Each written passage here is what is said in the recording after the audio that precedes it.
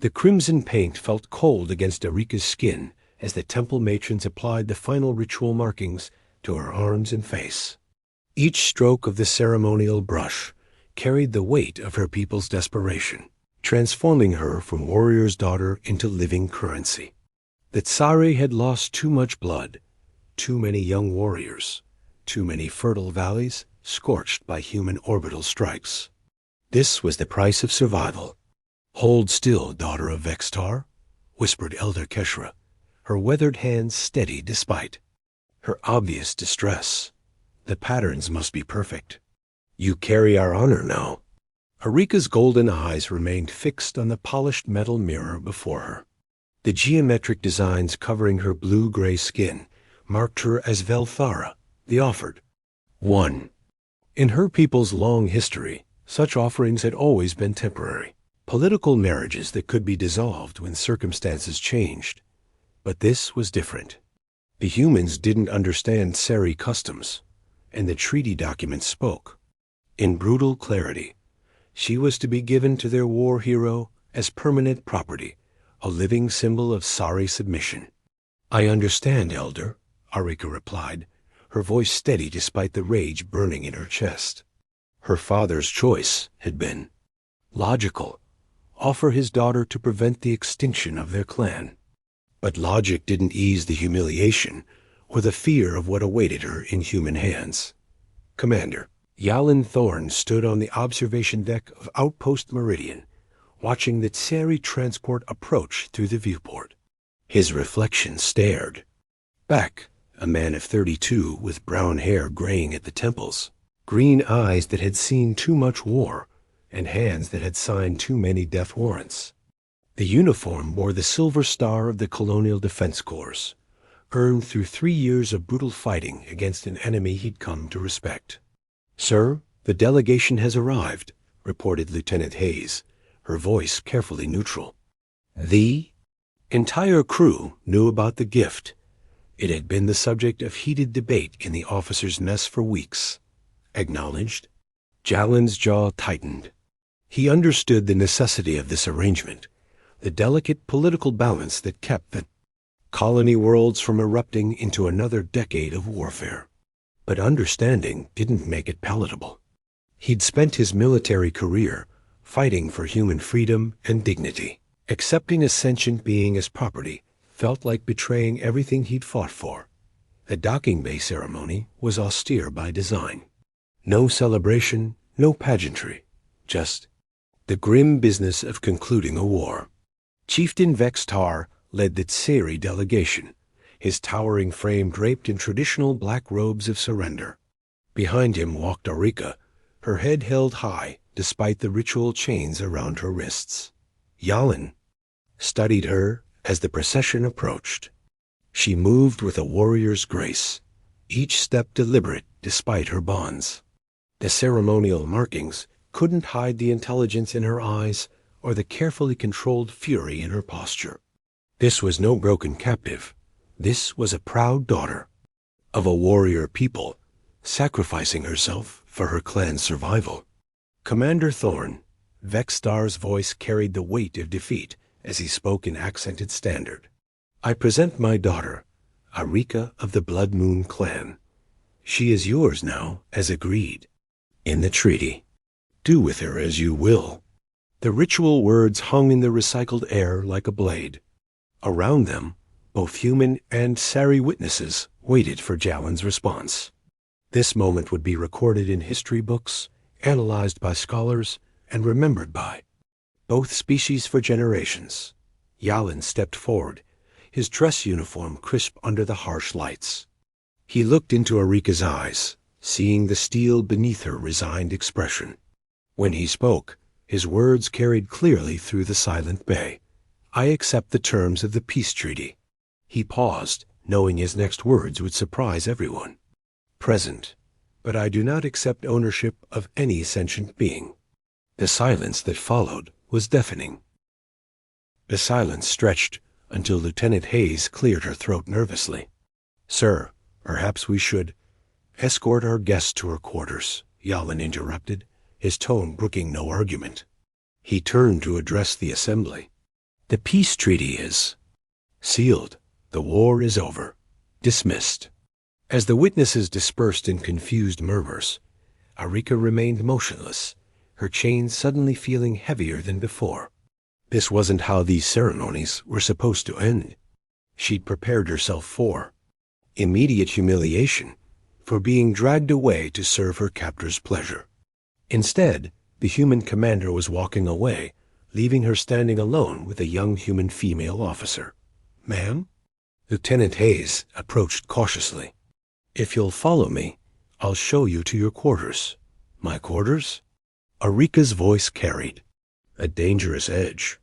"What game is your commander playing?" Hayes looked uncomfortable. I'm not sure I understand, ma'am." "I am property now." "Property doesn't have quarters." "It has a cage." Arika's golden eyes blazed. "Where is his chamber? Where does he expect me to wait for him?"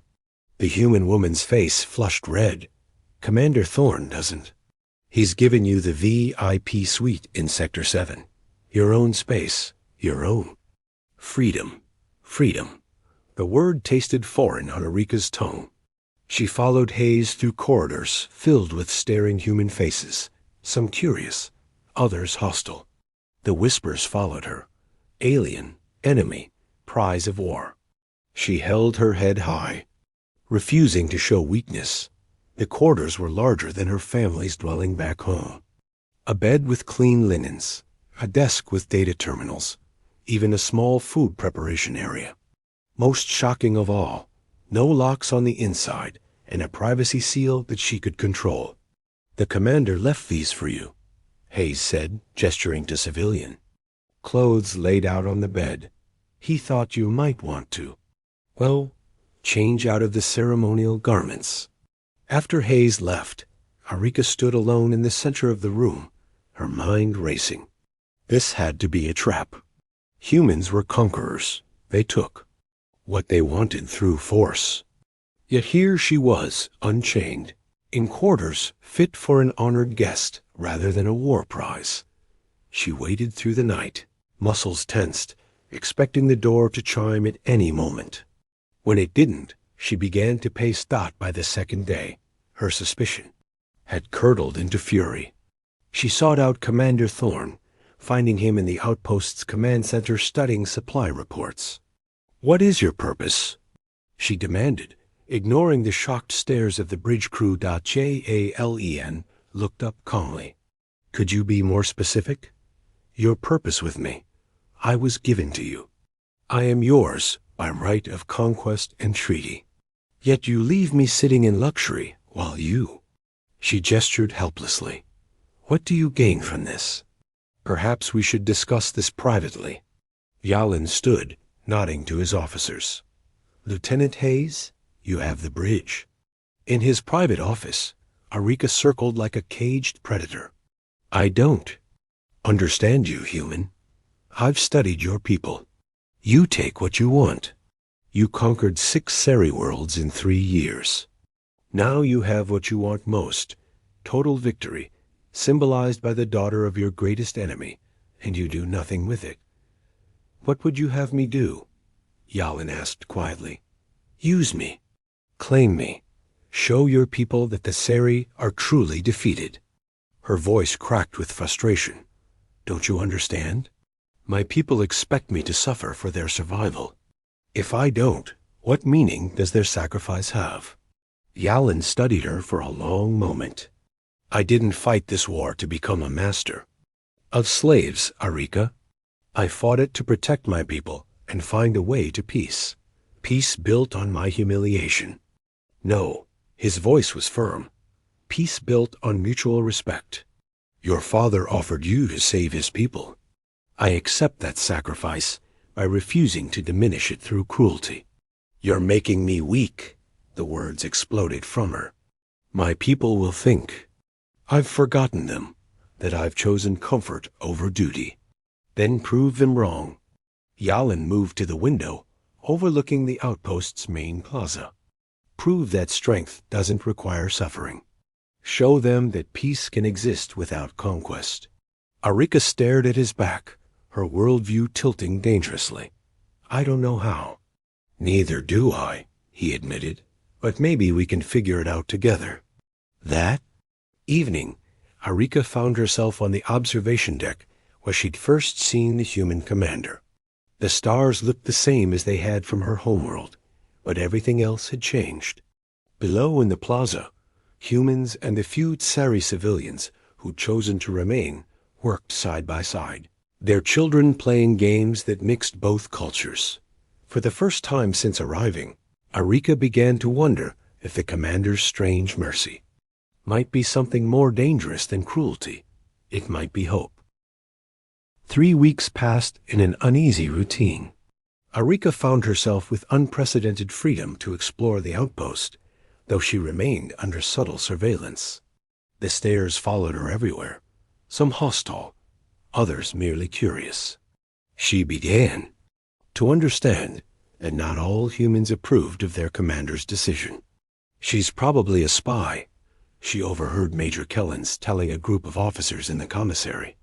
"Sleeping in luxury while our people died fighting our kind. It's not right." Arika set down her meal tray with deliberate force, drawing their attention. "If I were a spy, Major, do you think I would be sitting here eating your tasteless protein rations while you discuss me so openly?" Kellens flushed. "You should show more respect, alien. You're here by our mercy." "I am here by treaty," Arika corrected, her voice dangerously calm. "But you are correct about one thing. I am sorry, and we remember our enemies." The tension might have escalated if Dr. Elena Vasquez hadn't approached their table. "Ms. Arika, I wonder if I could speak with you." The chief medical officer led her away from the brewing confrontation to the medical bay. "I could use some help if you're interested. Your people's physiology is different enough from ours that having someone with knowledge of Sari biology could save lives." Arika studied the human woman's face for deception. "You would trust me with your medical facilities?" "Commander Thorne says you're to be treated as a civilian consultant, not a prisoner. That means you're free to contribute if you choose." Vasquez gestured to a workstation. "We still have Tsari civilians on world who need medical care. Some don't trust human doctors." The work proved challenging and strangely satisfying. Arika found herself translating not just language, but cultural concepts around health and healing. When a Tsari child was brought in with severe burns, she was able to explain the traditional pain management techniques that would work alongside human medicine. "Your people's neural pathways process pain differently," she explained to Dr. Vasquez as they worked. "What you call stoicism is actually a physiological response. We literally feel physical pain less intensely than humans, but emotional pain more so." "That explains a lot about the war," Vasquez murmured. "We kept thinking your soldiers were impossibly brave, and we thought you were impossibly cruel to continue fighting despite such obvious suffering." Arika's hands moved skillfully as she prepared a traditional Tsari healing paste. "Perhaps we both misunderstood." Later that evening, Yalin found her in the observation lounge, staring out at the stars. He'd taken to checking on her each night, a routine that had gradually shifted from duty to something more personal.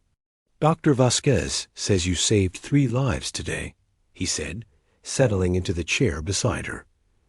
"I did what needed doing." Arika didn't look at him. It felt ... strange, helping instead of fighting. Good strange or bad strange? She considered this. Different strange. On my world, I was trained as a warrior from childhood. Fighting was the only way I knew to protect my people.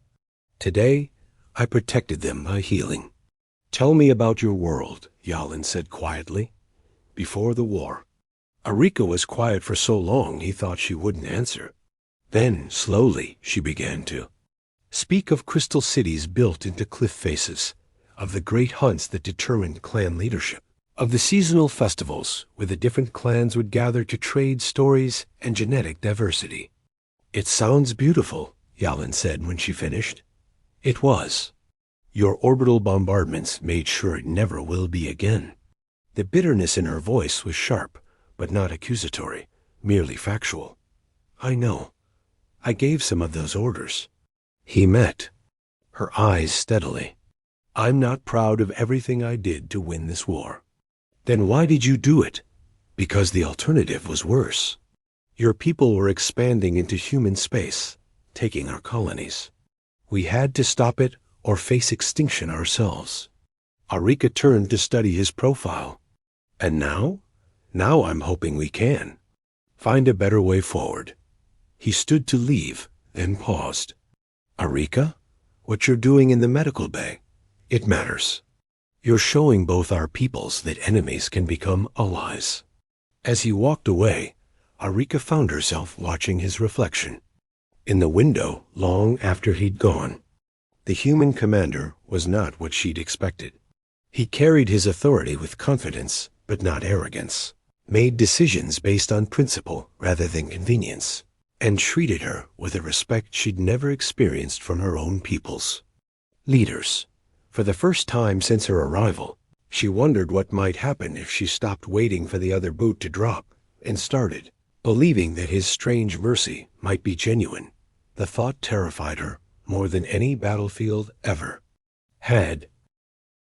The attack came at dawn, swift and brutal. Explosions rocked the outpost as masked figures stormed the communication center. Arika was in the medical bay when the alarm sounded, immediately dropping into combat stance as Dr. Vasquez looked. Around in confusion? What's happening? The human doctor asked. Stay down, Arika commanded, her warrior training taking over. She moved to the window, analyzing the attackers' movements. Sorry extremists. They're trying to disrupt the peace talks. The door burst open and Yalin appeared, weapon drawn, his uniform torn and bloodied. Are you both safe? For now. They haven't reached this sector yet. Arika studied his injuries with professional concern. You're hurt. It's nothing. We need to evacuate. No. Arika moved past him toward the door. They're my people. I can stop this. Yalin caught her arm. I won't let you walk into a firefight. She turned, their faces inches apart. You don't let me do anything, Commander. I choose. Something electric passed between them in that moment. The first real recognition of each other as equals. Together, they made their way through the corridors toward the command center. Arika's knowledge of Sari tactics proved invaluable, predicting the attackers' movements and helping human security forces outflank them. When they finally cornered the last group of extremists, Arika stepped forward, hands raised. Velthik. Nose, she called out in Sari. I am Arika, daughter of Vexstar. By what right do you spill blood in my name? The lead attacker lowered his weapon slightly. Sister warrior, you have been corrupted by human comfort.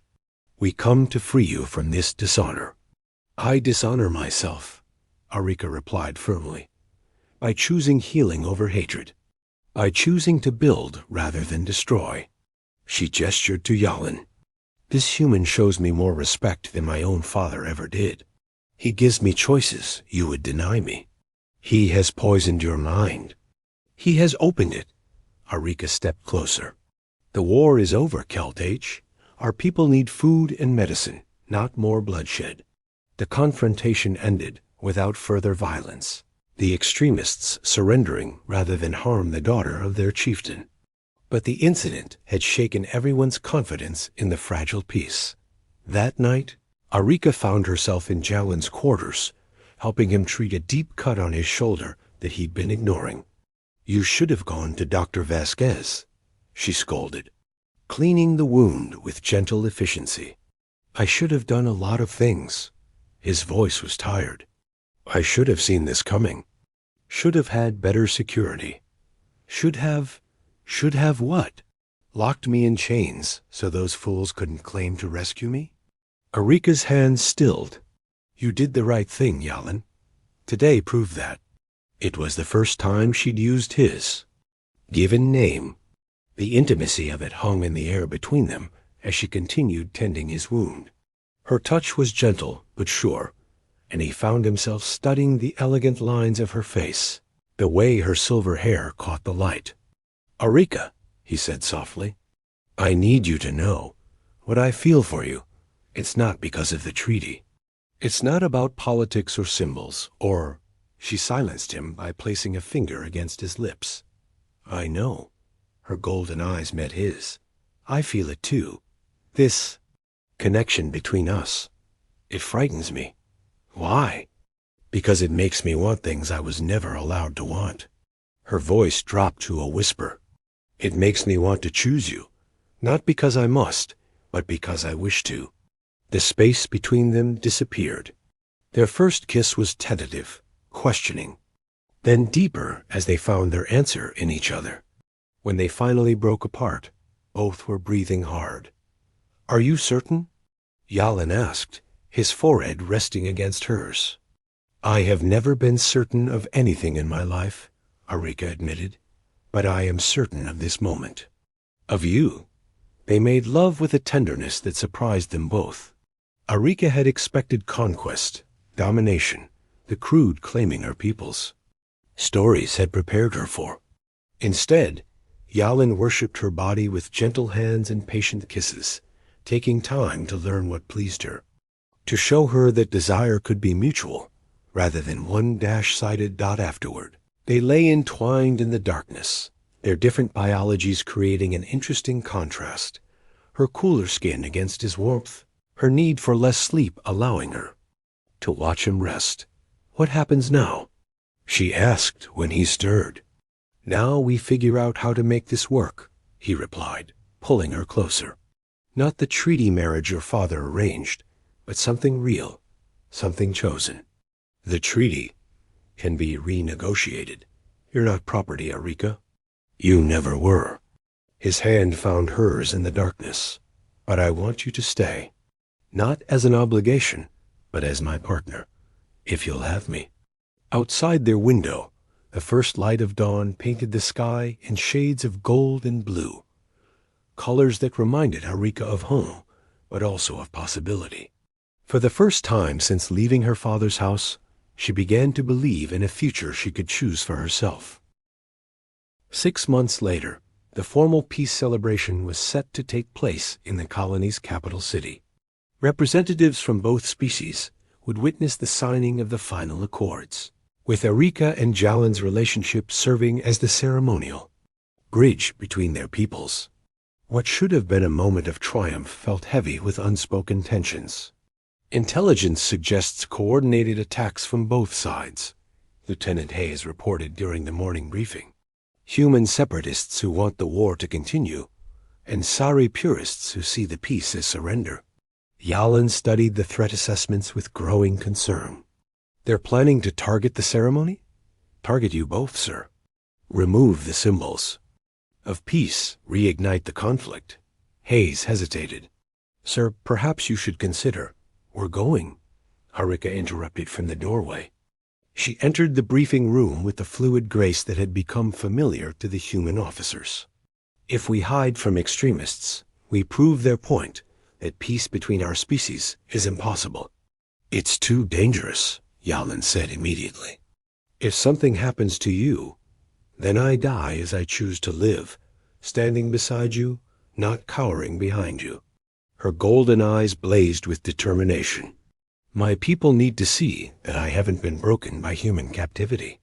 Yours need to see that I'm not a threat to be eliminated. We go together or not at all." The ceremony was held in the colony's main amphitheater, with thousands of attendees from both species. Arika wore traditional sari formal robes, but in the blue and silver colors that symbolized new beginnings rather than the black of surrender. Yalin stood beside her in his dress uniform, but without weapons, a gesture of trust that hadn't gone unnoticed. The speeches were proceeding smoothly when the first shots rang out. Chaos erupted as attackers emerged from multiple points, their mixed human and Sari composition proving Arika's worst fears about coordinated extremism. "Protect," The delegates! Yalen shouted, pushing Arika toward the secure platform as his security team engaged the attackers. But Arika had spotted something that made her blood run cold. A Sari sniper in the upper galleries, his weapon trained not on the human officials, but on Yalen himself. Without thinking, she vaulted over the platform barrier and sprinted across the open ground. The sniper's shot took her in the shoulder, spinning her around but not stopping her momentum. She crashed into Yalen just as the second shot fired, both of them tumbling behind a marble pillar as the bullet shattered stone where his head had been. "You're hit," Yalen said, pressing his hands to her wound as security forces finally neutralized the sniper. "I'm fine," Arika gasped, though her blue-gray skin had paled considerably. "Just ... flesh wound." "You could have been killed." His voice cracked with emotion. "So could you. That's why I ... She winced as he applied pressure to stop the bleeding. "That's why I had to act. I couldn't lose you, Yalen. Not when we've just found each other." As medical teams rushed to help them, Yalen made a decision that would be replayed on news feeds across both species' territories. Instead of being evacuated separately, he insisted on carrying Arika to the medical station himself, cradling her injured form against his chest as Karis captured every moment. Later, as she recovered in the hospital, representatives from both governments visited. Her father, Chieftain Vextar, came with a formal delegation, his weathered face unreadable as he studied his daughter's injuries. "You took a bullet for a human," he said finally. "Some will call this the ultimate dishonor. And what will you call it, father?" Arika met his gaze steadily. Vextar was quiet for a long moment. Then, surprisingly, he smiled, the first genuine expression of warmth she'd ever seen from him. "I will call it the act of a warrior who chose her own battle." He placed a traditional Tseri blessing stone on her bedside table. "The peace will hold, daughter. Your sacrifice has given it meaning beyond politics." When the delegation left, Yalen returned to her side, taking her uninjured hand in both of his. "I have something to ask you," he said, his usual confidence replaced by nervous energy. "The peace accords are signed. Your obligation to the treaty is fulfilled. You could go home now, return to your people with honor." Arika's heart clenched. "Is that what you want?" "What I want," he said, pulling out a small box, "is to offer you a choice. Not a treaty obligation or a political arrangement, but a real partnership." He opened the box to reveal 2 rings, one crafted in human style with a diamond, the other in Sari fashion with a crystal that would change color with her moods.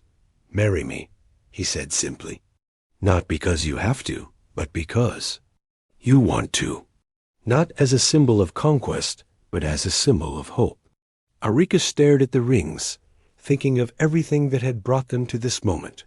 The war, the forced arrangement, the gradual recognition of each other's worth, the choice to stand together against those who would divide them. "Yes," she whispered, and louder. "Yes, Yalen Thorn, I choose you. I choose us." As he slipped both rings onto her finger, human tradition and Sari custom combined, Arika realized that she had finally found what she'd never known she was looking for. Not just love, but the freedom to choose that love for herself. Outside the hospital window, human and Sari children played together in the plaza, their laughter carrying on the wind like a promise of the future they were all building together. A future where former enemies could become family, where peace was more than just the absence of war. It was the presence of hope. And in that moment, Arika knew that every sacrifice had been worth this. The chance to choose love over duty, partnership over surrender, and hope over fear. Their wedding 3 months later would be attended by representatives from across known space. Broadcast lived to billions of viewers and remembered as the moment when 2 species truly became one people. But for now, in the quiet of the hospital room, It was enough to know that they had chosen each other, freely and completely. The war was over. Their life together was just beginning.